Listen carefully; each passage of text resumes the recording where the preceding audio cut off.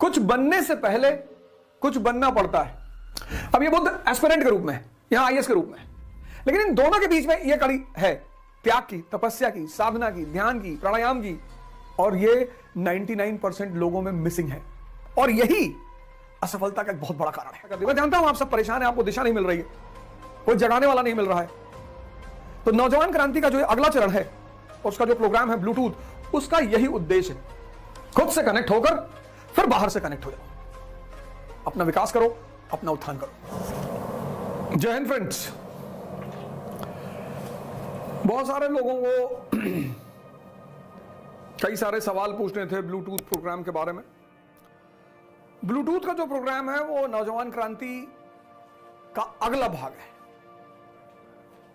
है ये नौजवान क्रांति का ही हिस्सा, लेकिन ये नौजवान क्रांति का अगला भाग है और उसका उद्देश्य है श्रमण आंदोलन को भारत में प्रोत्साहित करना। श्रमण, अब दो शब्द हैं, एक श्रमिक, एक श्रमण। श्रमिक मतलब जो बेहोशी में मेहनत कर रहा है, 6 साल से तैयारी कर रहा है, 7 साल से तैयारी कर रहा है, प्री ही नहीं निकला, मेहनत कर रहा है, रिजल्ट नहीं आ रहा है। सन्यासी, कुछ बनने से पहले बुद्ध भगवान है, राम भगवान है, कुछ बनने से पहले कुछ बनना पड़ता है। बुद्ध राजकुमार के रूप में, राम राजकुमार के रूप में।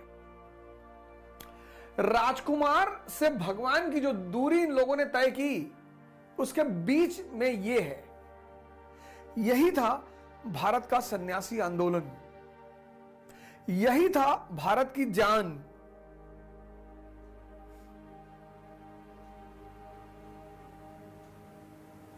अब ये बुद्ध एस्पिरेंट के रूप में है, यहां आईएएस के रूप में है, लेकिन इन दोनों के बीच में यह कड़ी है त्याग की, तपस्या की, साधना की, ध्यान की, प्राणायाम की। आज के भारत ने क्या किया? इस बीच की कड़ी को छोड़ दिया, उसको सीधे राजकुमार से भगवान बनना है। संभव ही नहीं है,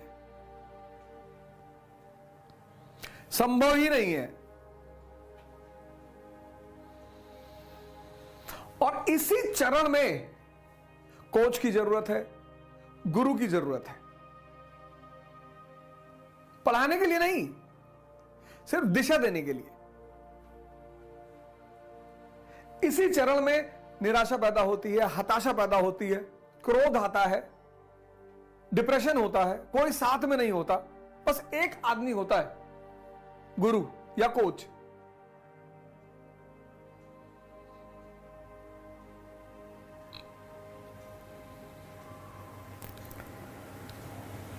इस फोटो पर विचार करिएगा।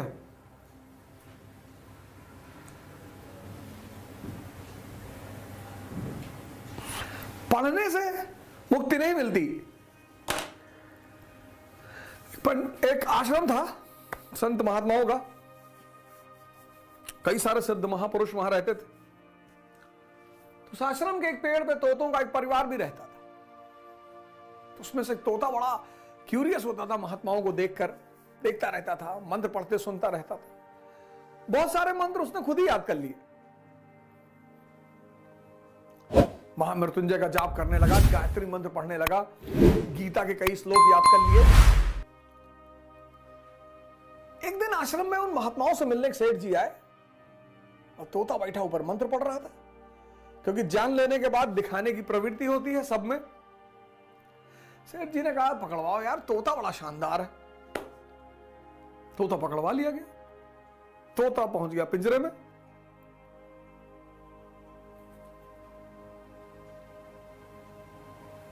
ज्ञान भारी पड़ गया। राज्य के राजा का जन्मदिन था। जगत सेठ ने सोचा कि यार इतना प्यारा तोता मंत्र पढ़ता है, श्लोक पढ़ता है, इससे बढ़िया गिफ्ट क्या। उन्होंने तोता को ले आके दे दिया राजा को। राजा ने तोता को सोने के पिंजरे में रख दिया। ज्ञान अगर सही दिशा में ना हो तो बंधन बन जाए, कारावास, दर्द,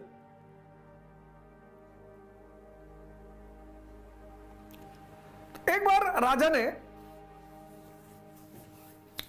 भागवत कथा पढ़ाई। तो पंडित जी आए, भागवत कथा पढ़े, और भागवत कथा होने के बाद जब कथा का अंत हो तो कहे हरि बोले मुक्ति होए, ज्ञान मिले मुक्ति होए। और जैसे पंडित जी बोले हरि बोले मुक्ति होए, ज्ञान मिले मुक्ति होए, तोता पकड़ ले, कहे पंडित जी झूठ बोल रहे हैं।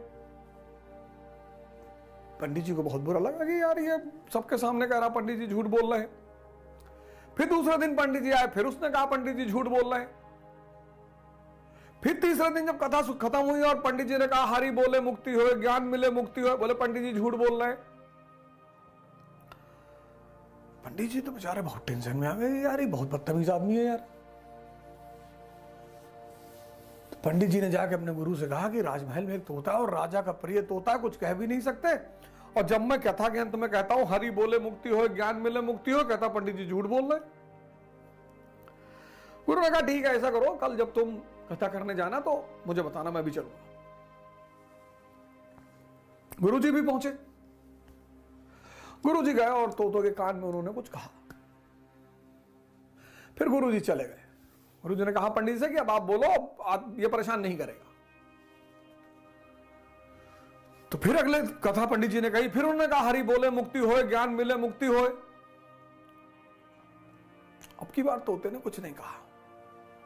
भागवत कथा खत्म हुई, तोता कुछ बोला ही नहीं। पंडित जी बड़े हैरान हो गए, गुरु जी ऐसा क्या बोल दिया इसके कान में। खैर जिस दिन भागवत कथा खत्म हुई उसके दूसरे दिन तोता जो है सुबह पिंजरे में पड़ा हुआ था। देखा लोगों ने, हिलाया डुलाया, हिला ही नहीं। लोगों को लगा मर गया।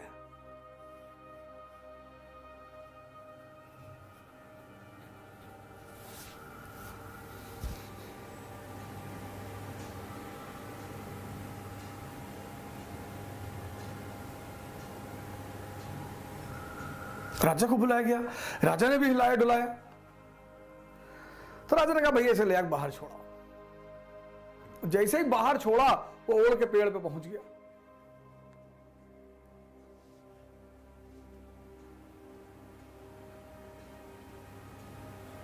उड़ के पेड़ पे पहुंच के डाल पे बैठ के बोला कि हरि बोले मुक्ति भले ना होए, ज्ञान मिले मुक्ति भले ना होए, गुरु मिले मुक्ति होए। ये फेस।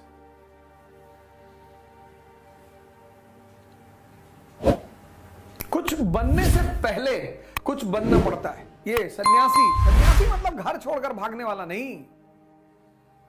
डिसिप्लिन, प्रायोरिटी, गोल।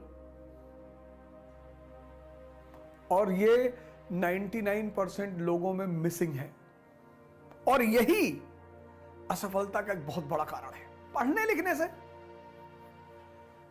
आप हवाई जहाज में ट्रेवल करो, सबसे ज्यादा पढ़े लिखे लोग वहीं बैठते हैं, और वो बेचारी एयर होस्टेस कितनी बार बोलती है open the window, close the tray table, straighten your chair, seat belt लगाओ। फिर बाद में आके सबको सीट बाय सीट बोलती है कि please sir close your tray table. सबसे पढ़े लिखे लोग वहां बैठते हैं। फिर प्लेन लैंड किया, जैसे ही लैंड करके रनवे पे पहुंचा, कई लोग खड़े होते कि भैया, वो चिल्लाती रहती sir please sir please sir please. अरे सर को समझ में आए तब तो। मैं तो हमेशा कहता हूं कि इंडियन प्लेन्स में एयर होस्टेस नहीं होनी चाहिए, बाउंसर्स होने चाहिए। खड़े हुए मारा भड़ाक से 4 फुट नीचे।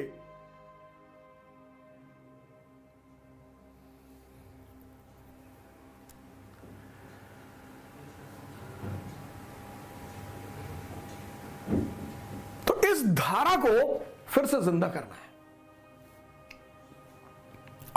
आप इस दौर से गुजर रहे हो, लेकिन आपको डायरेक्शन नहीं मिल रही, अप्रोच नहीं मिल रही। पढ़ा तो सब रहे, हिंदुस्तान तो टीचरों का देश है, एक से एक टीचर है, बड़े बड़े टीचर। यहां टीचरों की तो कमी ही नहीं। लेकिन एक आदमी जो आपको डेली जगाए, उठाए, बताए ऐसा करना, उसी उद्देश्य से यह शुरू किया गया ब्लूटूथ का प्रोग्राम। 501 रुपए फीस पर महीना। 10 फरवरी से शुरू हो रहा है पहला सेशन।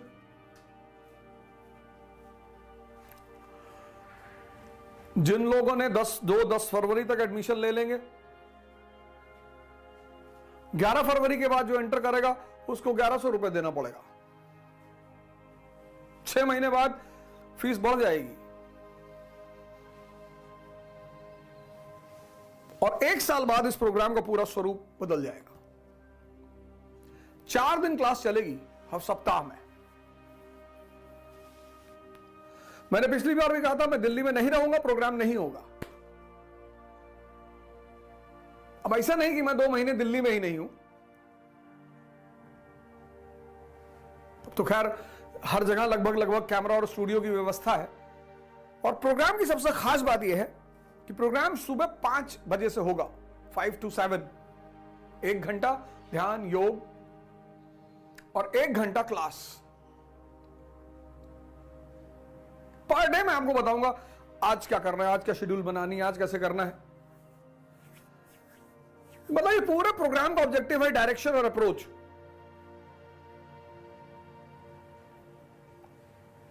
पांच से 7, 1 घंटा ध्यान योग, 1 घंटा पढ़ाई, सिर्फ एनसीईआरटी, कोई नोट्स नहीं, कोई रिकॉर्डेड लेक्चर नहीं, कुछ भी नहीं, कोई नोट्स नहीं, कोई रिकॉर्डेड लेक्चर नहीं। आपका आज का प्रोग्राम छूट गया, उसका कोई रिकॉर्डेड लेक्चर नहीं, कोई नोट्स नहीं, सिर्फ एनसीईआरटी। 10 फरवरी से जो पहली एनसीईआरटी शुरू होगी वो है modern India, Vipin Chandra class 12th, 10 फरवरी विपिन चंद्रा क्लास 12th, पहली एनसीईआरटी।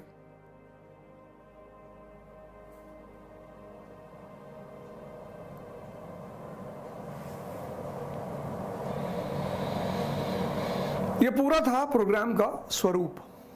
सुन लीजिए टर्म एंड कंडीशन, फिर एडमिशन लीजिएगा। डायरेक्शन और अप्रोच के केंद्रित है ये प्रोग्राम, सिर्फ डायरेक्शन और अप्रोच। पूरी एनसीईआरटी पढ़ाऊंगा, history, polity, economy, general science, सब।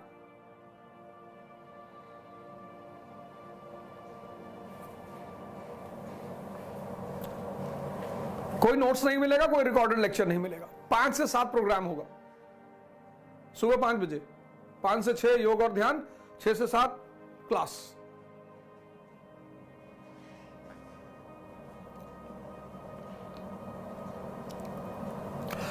और इस धारा को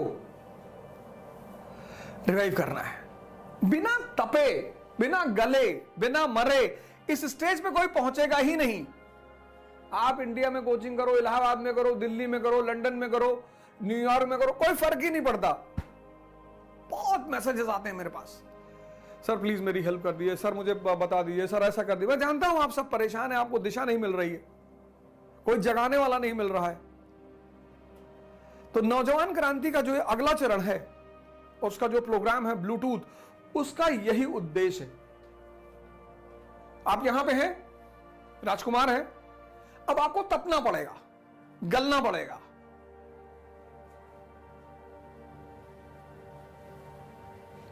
और योग और ध्यान का जो प्रोग्राम है वो 7 दिन चलेगा।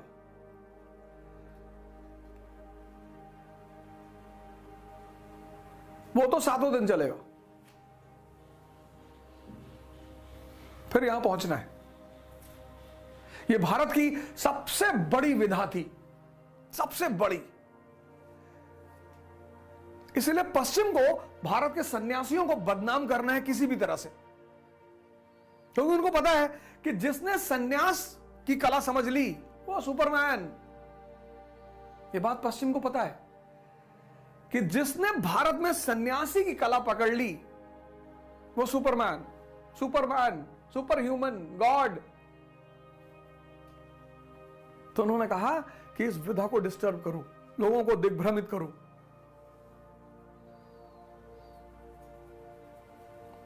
राम को जो समझ गया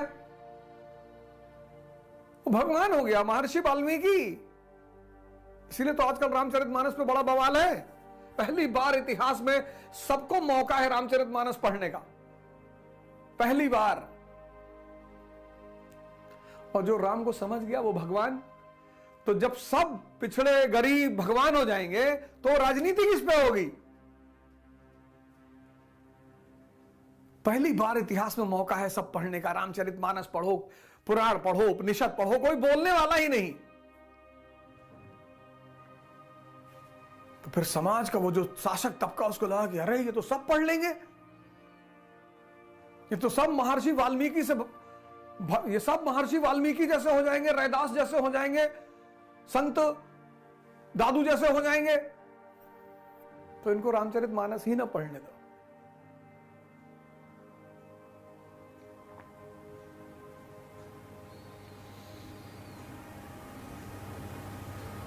ये है नौजवान क्रांति 2.0 का मेन प्रोग्राम ब्लूटूथ। खुद से कनेक्ट होकर फिर बाहर से कनेक्ट हो जाओ, अपना विकास करो, अपना उत्थान करो। 10 फरवरी सुबह 5 बजे मिलेंगे। जय हिंद।